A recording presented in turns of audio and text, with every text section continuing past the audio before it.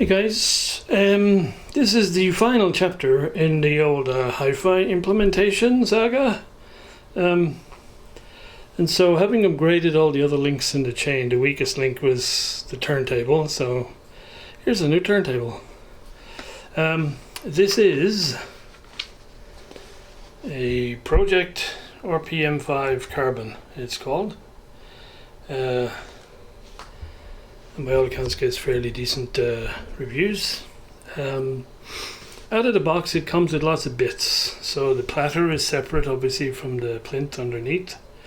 It's up on spikes, so the 3 screw-on spike feet are separate, and obviously the little base pieces that ultimately go under the spikes. It comes with 4 separate tone arm counterweights depending on the weight of the actual cartridge that's fitted. Unfortunately, since this came fitted with a cartridge, it didn't tell you which counterweight to use, so I had to go and look it up online and see how much this particular Ortofon cartridge weighs, so I could select which of the proper counterweights to use. Comes with a pair of these protractors for setup. You have the belt for the motor to the platter. I'm assuming that's a 33 to 45, large hole adapter in the center. That's the anti-skating weight. Comes with a stereo cable. Comes with a pair of white gloves, which don't seem to be lint-free to me, because when I started using them, I started to notice lots and lots of white fibers all around here, so I gave up on the gloves for now. I'll use them for putting on the belt, because it's important that no grease or finger oils get on the belt when that's been fitted. What else? Some various Allen keys and stuff. It comes with a little spirit level for making sure everything is level, and it comes with a wall wart. Not a big fan of wall warts, but hey, whatever. And the motor is a completely separate item from the plinth. It comes in 2 pieces, a base and the actual motor, and you pop it on here, and it's so heavy that it doesn't move, and you set the distance from it to the platter with this little jig thingy here. So that means the motor is now the right distance from the platter.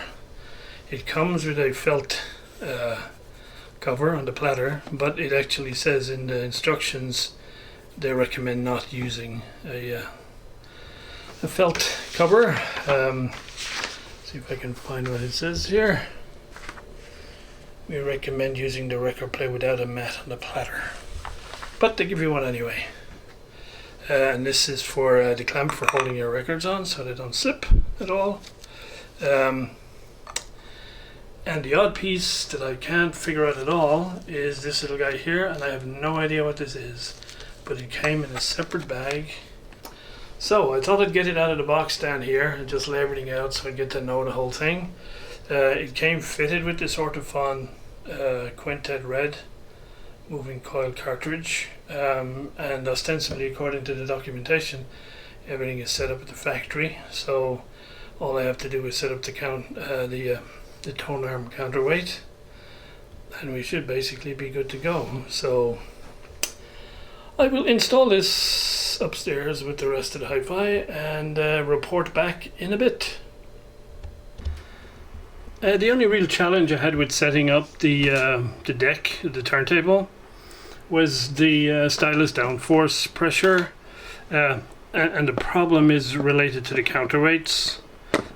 So basically, between the weight itself and the indicator dial, it should turn really, really freely, but there's actually quite a lot of friction on this one, and all 4 that were supplied are the same.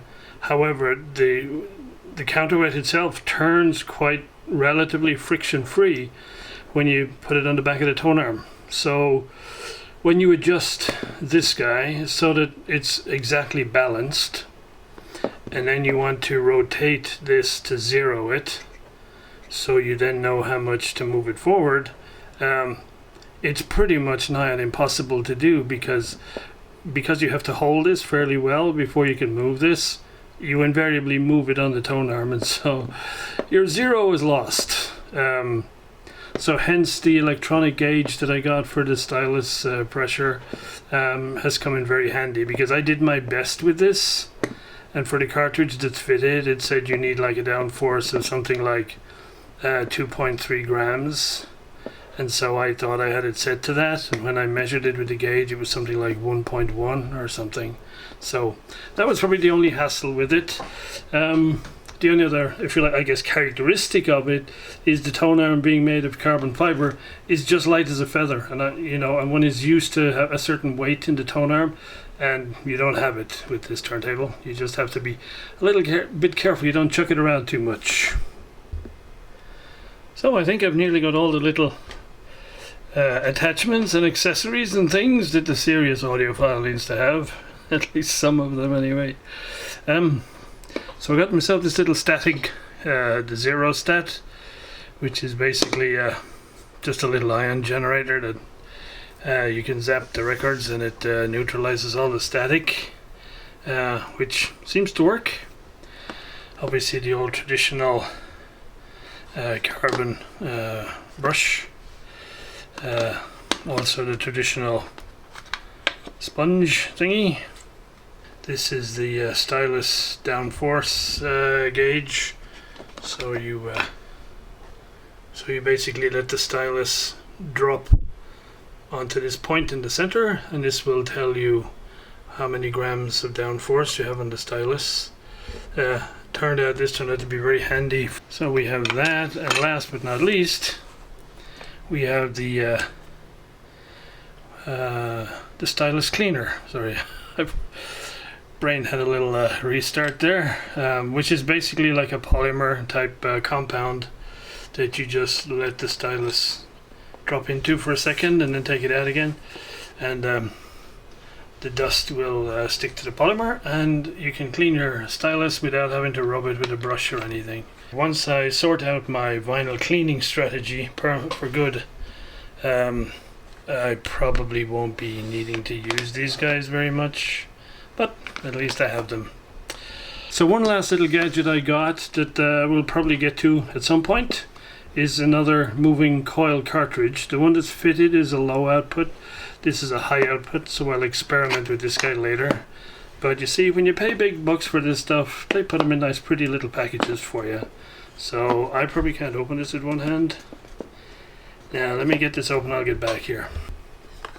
So this is the Sumiko Blue Point Special Evo 3 high output moving coil cartridge in a pretty little wooden box, all nicely protected, and some serious high engineering in here. So this is very fragile stuff, as you can see here, and in fact even in the little instruction booklet that comes with it, it says that they don't put a cartridge with it. They don't put a cover or a protective cover for the stylus because they figure there's greater risk that you're going to damage the cantilever by taking it on and off than if they don't give you one at all, and they just tell you to be super duper careful. So yeah, and if you mess this up, that's a fair number of bucks that, yeah, you'll cry a little if you screw this up. Anyway, that's for later. We have plenty to keep us going for now.